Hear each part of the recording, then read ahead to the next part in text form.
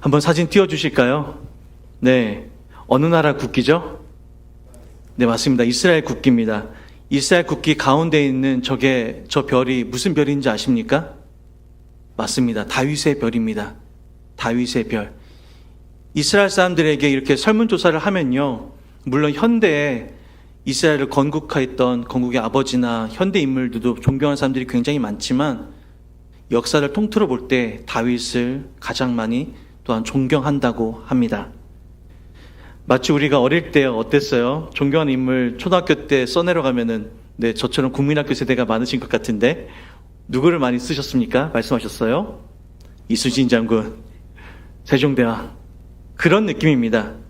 마치 우리가 학교에서 존경하는 인물이 누구냐고 얘기할 때에 이순신 장군, 세종대왕을 존경합니다 하는 것처럼 이스라엘 백성들에게는요, 다윗이라는 인물이 가장 먼저 떠오른다고 합니다. 성경에는 그렇다고 하면 이스라엘 백성들이 어떻게 그렇게 좋아하는 다윗을 성경 가운데서는 우리 하나님은 어떻게 평가하고 계신지 구약 성경과 신약 성경 각각 한 구절씩 보면서 말씀을 나누고자 합니다.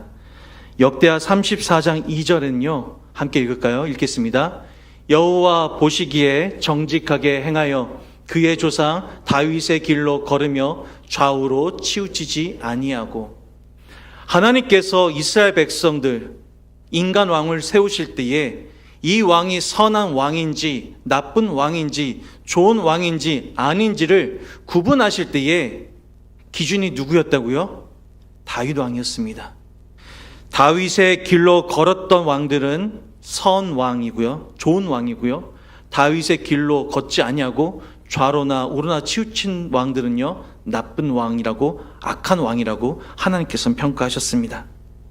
우리 신약 성경도 함께 볼까요? 마태복음 1장 1절입니다. 마태복음 1장 1절 함께 읽겠습니다. 아브라함과 다윗의 자손 예수 그리스도의 계보라. 신약 성경을 여는 마태복음 1장 1절 말씀 가운데 믿음의 조상 아브라함과 다윗의 자손 예수 그리스도의 계보라.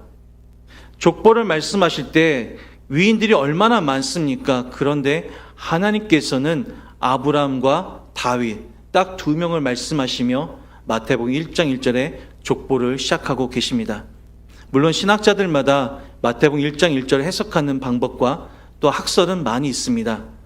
하지만 주목하고자 하는 것은요, 하나님께서 수많은 성경의 위인들 가운데 굳이 다윗을 마태복음 1장 1절에 넣으셨다는 것입니다. 얼마나 하나님께서 다윗을 좋아하셨는지 오늘 찬양을 중심으로 올려드렸던 우리 남전대분들처럼 남자로 태어난 것을 감사하는 우리 성도들처럼 하나님께서는요, 마음이 얼마나 합한 자였는지 가늠하기조차 어렵습니다. 본문 말씀 가운데서도요, 사도 바울이 1차 전도 여행 중에 비시디아 안디옥이라고 하는 곳에서 전도할 때 설교했던 말씀 가운데 오늘 다윗 왕이 다시 한번 등장을 합니다. 다윗을 가리켜 내 마음, 하나님의 마음에 맞는 사람이라고 하였습니다. 우리가 예전에 했던 개역 한글에는 마음에 맞는 사람이 아니라 마음에 합한 자라고 되어 있을 겁니다. 그래서 저도 이렇게 하는 게 기도할 때도 그렇고 마음에 합한 자라는 게 더 입에 더 붙는 것 같아요. 마음에 맞는 사람, 마음에 합한 자라고 하셨습니다. 사람 마음에 드는 것도 어렵죠. 사람 마음에 드는 것도 어려운데 어떻게 모든 것들을 꿰뚫어 보시는 하나님이 보시기에 숨김이 없고 마음의 중심 은밀한 곳까지 꿰뚫어 보시는 하나님이 보시기에 어떻게 마음에 합한 자가 될 수 있었을까? 정말 상상이 안 됩니다. 직장에서 상사의 마음에 드는 거 너무 어렵습니다. 동료의 마음을 사는 것도 참 어렵죠. 학교에서 선생님 눈에 드는 것도 참 어렵고요. 친구들과 사이에서도 친구들 마음에 드는 것도 참 어려운 게 이 세상 우리의 모습입니다. 가정은 뭐 예외 아니겠죠. 네, 다 경험 있으시겠지만 마음에 들어서 한순간도 떨어져 있기 싫어서 결혼도 하는 거 아니겠습니까? 너 없으면 죽을 것 같아서. 네. 권사님도 아멘 하셔야 되는데. 네, 너 없으면 죽을 것 같아서. 너 없으면 죽을 것 같아서. 그래서 결혼하는데 살다 보면요, 너 때문에 죽을 것 같아. 아멘 하시면 안 됩니다. 네. 너만 없으면 살 것 같아. 이게 우리 마음 아닙니까? 이렇게 변하기 쉽고 환경에 따라, 상황에 따라, 조건에 따라서 마음이 시시때때로 변하는 게 우리의 모습 아닙니까? 초지일관, 일관성 있게 믿음 생활하고 관계를 유지하는 게 얼마나 어렵습니까? 근데 한번 생각해 볼까요? 우리는 다윗이 크나큰 죄를 범한 것을 알고 있죠. 충신 우리아를 죽게 하고 그의 아내를 취하였습니다. 온갖 술수를 써서 자기 사람, 자기 여인으로 만드는 다윗의 욕정을 보게 됩니다. 그렇게 큰 죄를 지었는데 여기에 누군가를 죽이신 분은 안 계시죠? 네. 이렇게 다윗처럼 못된 짓 하신 분 안 계시죠? 근데 어떻게 하나님은 이렇게 나쁜 죄, 상상하기조차 어려운 죄를 지은 다윗을 향하여 하나님은 어떻게 내 마음에 합한 자라고, 내 마음에 맞는 자라고 이렇게 인정해 줄 수 있는 걸까요? 열왕기상 15장 5절의 말씀입니다. 이는 다윗이 햇사람 우리아 일 외에는 평생에 여호와 보시기에 정직하게 행하였다라고 말씀하고 있습니다.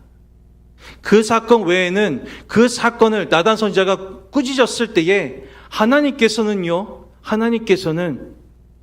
그 죄를 잊지는 않으셨습니다. 하지만 그 죄를 덮어주셨습니다. 그의 잘못을 철저하게 회개해야 하는 다윗의 모습을 보시고 하나님께서는 그의 삶 가운데 모든 것들을 품어주시고 인정하셨습니다. 사랑하는 성도님들, 여기 서 있는 저나 우리 성도님들 살면서 크고 작은 잘못, 때로는 죄악, 생각으로 죄를 범하고 때로는 행동으로, 눈으로, 말로, 발걸음으로 우리가 죄를 지을 때가 있습니다. 하나님은요, 다 알고 계십니다. 하지만 다윗처럼 철저하게 회개하고 그것을 끊어내시는 것, 그때 하나님께서는 그것까지도 귀하게 여기시고요, 하나님의 마음에 맞는 자로 인정해 주시고 칭찬해 주십니다. 이 시간에 헌신 예배를 드리시는 남전도 연합회 회원분들을 포함한 우리 모두가, 우리가 완전한 자는 아니고 온전한 자는 아니지만 하나님 마음에 맞는 자로 살기를 주님의 이름으로 축복합니다. 무엇보다 하나님의 마음에 맞는 자는요, 하나님의 뜻을 아는 자입니다. 다윗처럼요. 하나님의 뜻을 알려고 하면 어떻게 해야 됩니까? 우리 22절 말씀 읽겠습니다. 22절입니다. 다시 본문 읽겠습니다. 패하시고 다윗을 왕으로 세우시고 증언하여 이르시되 내가 이새의 아들 다윗을 만나니 내 마음에 맞는 사람이라 내 뜻을 다 이루리라 하시더니. 아멘. 하나님의 마음에 맞는 사람은요, 바꿔서 얘기하면 하나님의 뜻을 아는 자입니다. 하나님의 마음에 맞으려면 당연히 하나님은 어떤 뜻을 갖고 계시고 어떤 것을 좋아하시고 어떻게 사는 것이 하나님을 기쁘게 드리는지 아는 삶이겠죠. 하나님의 뜻을 알기 위해서는 우리가 성경을 읽어야 되는데요. 한번 생각해 볼까요? 저의 하나 작은 경험담을 들려드리겠습니다. 예전에 목회자가 되기 전에 사회생활을 할 때에 회사에 새로운 사장님이 오시거나 높은 임원분이 오시면 낮은 직급에 있는 사람들은 좀 그렇지 않았는데 중간 직급 이상, 부서장급 이상 되시는 분들은요, 모든 부서분들이 다 하는 게 있더라고요. 무엇이었냐면요, 조인스 인물 정보를 보시고요, 인물 검색, 모든 인터넷에 있는 자료를, 그분의 자료를 다 뒤지더라고요. 그분이 쓰신 책이 있는지 찾아보고 그분이 혹시 박사학위를 받았으면 박사학위까지 다 읽습니다. 또한요, 가족관계도 알게 되고 종교도 알아보고 자녀들은 어디에 다 뭘 하는지도 다 검색해서 조사를 철저하게 마칩니다. 그분이 부임하기 전에 그분이 쓰신 책을 다 정독을 하고 그분과 대화거리를 찾습니다. 세상 사람들도 이렇게 삽니다. 자기 조직, 공동체의 지도자의 뜻을 알기 위해서 세상 사람들도 이 정도 노력은 합니다. 하물며 우주 만물을 만드시고 나를 너무나 사랑하셔서 하나밖에 없는 아들까지도 기꺼이 내어주신 하나님의 사랑, 그분의 뜻을 알기 위해서 우리는 어떤 노력을 기울이고 있습니까? 내 마음 가운데 모셔야 될 분, 하나님의 뜻을 알기 위해 우리들은 어떠한 노력과 얼마나 많은 시간을 그분의 뜻을 알기 위해 투자하고 있습니까?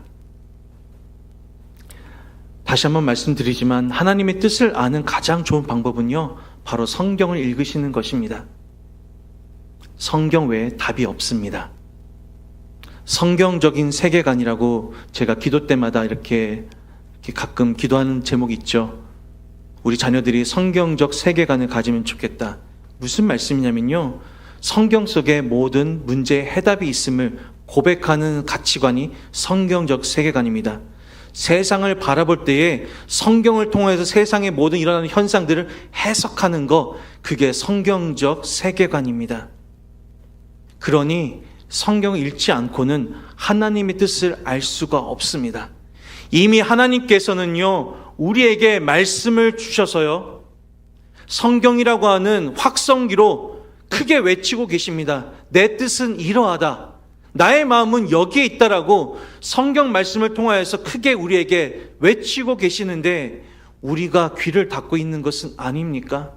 내 일상이 너무 바빠서, 내 삶이 너무 바빠서, 내가 너무 피곤하여서, 나의 취미생활, SNS, 유튜브, 때로는 스포츠, 그 무엇이든지 간에 내가 포기할 수 없는 그것들이 너무 아까워서 하나님의 뜻을 아는 것을 등한시할 때는 없습니까? 예전에 청년부 사역할 때 때로는 청년들에게는 제가 좀 세게 얘기할 때도 있었습니다. 좀 설교 가운데 청년들에게 도전하는 설교를 할 때도 많이 있었습니다. 왜냐하면은 어떤 청년이 그러는 거예요, 저한테. 목사님, 성경 읽을 시간이 없습니다. 얼마나 바쁜지 아세요, 우리가? 그 지난 한 주 동안에 너가 유튜브 본 시간 통계 다 나오거든요.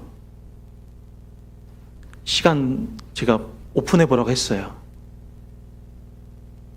시간이 없는 게 아닙니다. 마음이 없는 거지. 우선순위가 뒤바뀌었을 뿐인 거지.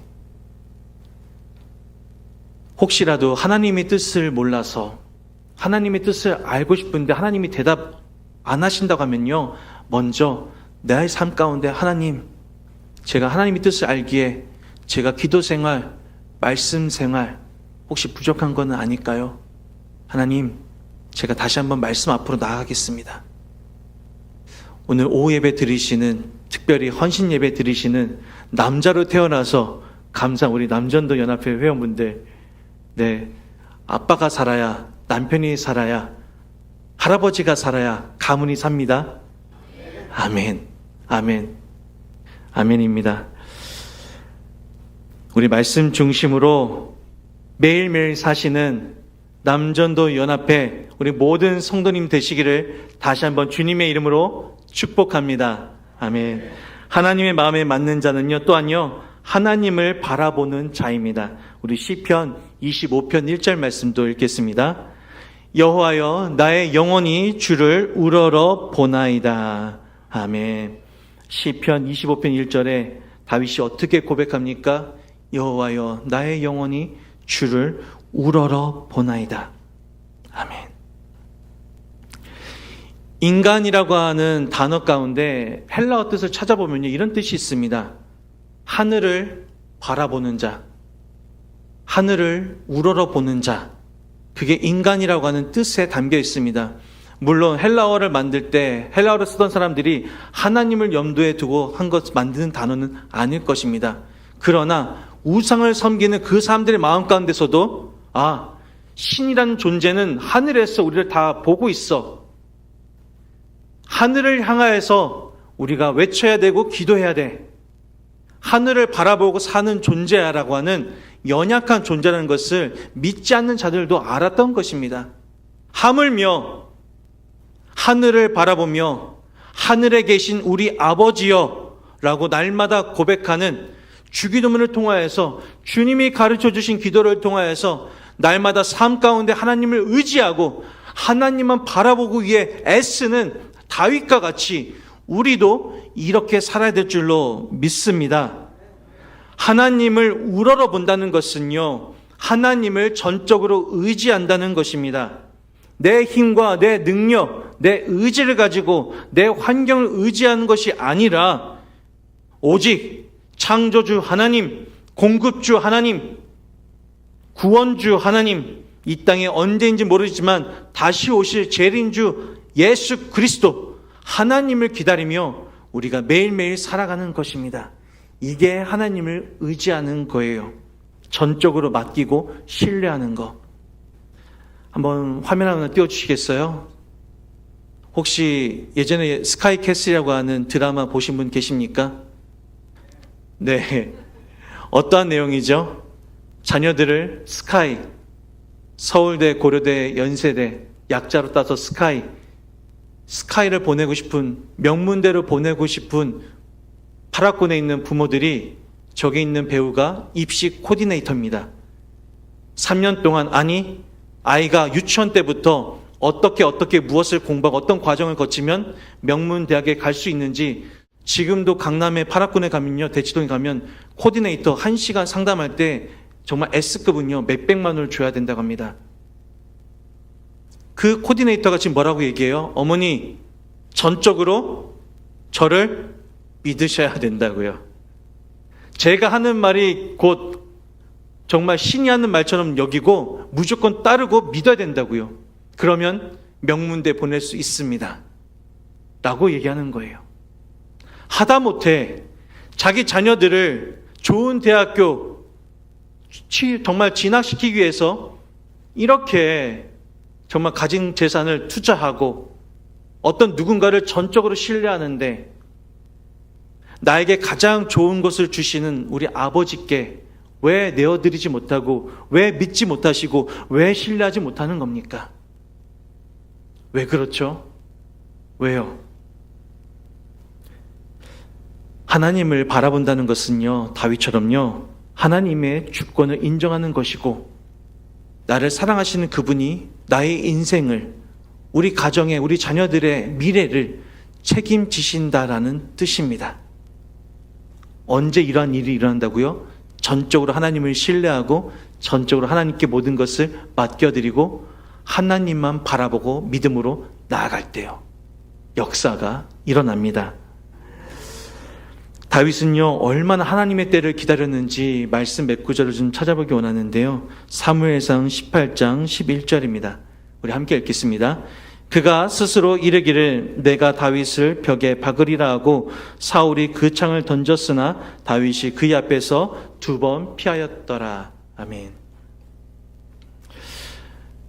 다윗이 죽인 자는 만만이요 사울이 죽인 자는 천천이라는 막 이제 골리앗을 죽인 뒤에 이스라엘 백성들이 다윗 왕을 칭송하자 다윗을 또한 수금을 잘 비파를 잘 타니까 사울 왕이 궁궐로 들입니다. 자기 사위로 삼아요. 근데 질투심이, 시기심이 막 그의 악령이 사울 왕을 점령하고 지배하자 사울 왕이 어떻게 했습니까? 다윗을 죽이려고 창을 던집니다. 그때 다윗이요 어떻게 해요? 2번 피하였습니다. 다윗이 누굽니까? 목동일 때 사자도 찢어 죽일 수 있는 용맹한 장수입니다. 골리앗도 3m나 되는 골리앗도 서슴지 않고 전쟁터에 나가서 승리하였던 장군과 같은 용맹한 사람입니다. 그러니 사울 왕이 자기를 죽이려고 할 때 마음만 먹으면 이 사람이 나를 죽이려고 하네, 그렇게 판단될 때 얼마든지 바로 복수할 수가 있고 바로 그 던졌던 그 창을 대신 되갚아 줄 수도 있습니다. 그런데요, 성경 어디에도 2번 피하였더라 라고만 하지 어디 다시 그 창을 던졌더라 라는 말씀이 나오지 않습니다. 자신을 죽이려는 사울 왕을 결국 피해서 도피 생활이 이어지죠. 도피 생활이 며칠, 몇 주, 몇 개월이요? 아니요. 10년이 넘는 도피 생활의 연속이었습니다. 사울 왕을 죽일 수 있는 기회가 2번이나 있었습니다. 그때 다윗의 부하들이 뭐라고 했는지 아십니까? 여호와께서 원수를 다윗의 손에 넘기시려고 그 약속하셨던 순간이 지금이 아니니까 라고 다윗을 이렇게 부추깁니다. 사울을 죽이라고. 그때마다 다윗이 어떻게 하였습니까? 죽이지 않았고요. 옷자락만 벤 것 가지고도 그의 마음 가운데 어떻게 하나님이 세우신 인간 왕의 그 옷자락을 베을 수 있을까? 죄책감에 시달렸던 게 바로 다윗 왕의 모습입니다. 다윗이 사울을 죽이지 않았던 이유를요, 사무엘상 24장 6절에 말씀하고 있습니다. 우리 함께 읽겠습니다. 자기 사람들에게 이르되 내가 손을 들어 여호와의 기름 부음을 받은 내 주를 치는 것은 여호와께서 금하시는 것이니 그는 여호와의 기름 부음을 받은 자가 됨이니라. 아멘. 다윗은요, 지금 사울을 바라보는 것이 아닙니다. 다윗은요, 지금 너무나 힘든 도피 생활, 힘든 환경과 상황과 처지를 바라보는 것이 아니에요. 누구를 바라보고 있습니까? 하나님을 바라보고 있기 때문에, 그가 이렇게 다윗 왕이 사울을 죽일 수가 도저히 없었던 것입니다. 냄새나고 캄캄하고 칙칙하고 배고프고 자기를 따르는 부하들이 있습니다. 부하들이 얼마나 힘든 모습을 보고 지도자로서 다윗 왕의 마음 가운데 얼마나 수심이 가득하였겠습니까? 나 하나 보고 따라온 사람들인데 이 사람들을 배불리 먹일 수도 없고 이 사람들에게 평안한 잠자리를 줄 수도 없고 언제 죽을지도 모르는 이 도피 생활, 사울 왕만 죽이면 바로 끝나고 바로 자신이 왕이 될 수 있는데 저 같으면 당장 하나님의 뜻입니다 하고서는 바로 죽였을 것 같습니다. 그러나 다윗은 그렇게 하지 않았습니다. 어떻게 이럴 수가 있었을까요? 내가 죽고 예수가 살아야 우리도 이렇게 살 수가 있습니다. 내 뜻이 아니라 하나님의 뜻이 살아 역사해야 다윗처럼 살 수가 있어요. 내 심장이 아니라 예수의 심장으로 살아갈 때에 다윗과 같이 하나님만 바라보고 하나님의 뜻을 구하며 하나님께 모든 것을 맡길 수가 있었습니다. 나단 선지자를 통하여서 하나님께서 다윗 왕을 무섭게 책망하실 때 다윗은요, 다시 하나님께 돌아왔습니다. 그의 나태하고 안일하 했던 그런 신앙의 생활도 선지자의 말씀을 통하여 돌아왔습니다. 사랑하는 성도님들, 때로는 말씀을 듣다가, 때로는 가정에서 말씀을 읽으시다가, 또한 찬양하시고 기도하시다가 마음 가운데 찔려오는 부분이 있으시다고 하면 하나님의 마음이구나, 하나님이 주시는 뜻이구나, 즉각적으로 순종하시고 회개하시고, 그렇다면 하나님 어떻게 사는 것이 하나님이 원하시는 뜻입니까? 다윗과 같이 사는 것입니까? 또 하나님께 물으시고 하나님의 뜻을 구하고 그렇게 한 걸음 한 걸음 매일매일 살아가실 때에 하나님의 뜻에 합한 자, 하나님의 마음에 맞는 자라는 인정을 받으실 줄로 믿습니다. 그렇게 한 분도 빠짐없이 인정받으시고, 특별히 오늘 헌신 예배를 드리시는 남전도 연합회 회원 모든 분들, 오늘 모든 분들이 나오지 못한 것 같지만 모든 회원분들 오늘 함께 하지는 못했지만 그분들에게도 동일한 마음을 주셔서 다음번 헌신 예배 때는 앞에 정말 자리가 모자라서 정말 가득 차도록 그런 은혜가 있기를 주님의 이름으로 축복합니다. 예수 심장 공동체로 살아가는 우리를 통하여서요, 다윗과 같은 신앙의 자세로 살아가는 우리들을 통하여서요, 하나님께서 우리 공동체에 새 일을 행하실 것입니다. 아멘. 예수 생명으로 반드시 우리를 살리실 것입니다. 아멘. 우리 가정과 직장, 사업장, 학교 모든, 특별히 2학기를 출발하는 우리 자녀들 주님께서 반드시 함께 하십니다. 하나님 마음에 합한 자, 하나님의 마음에 합한 우리 남전도 연합 회원분들, 하나님의 마음에 쏙 드는 우리 모든 성도님들, 우리 모든 믿음의 자녀들 되시기를, 하나님의 마음에 합한 우리 효정 공동체 되기를 주님의 이름으로 축복드립니다.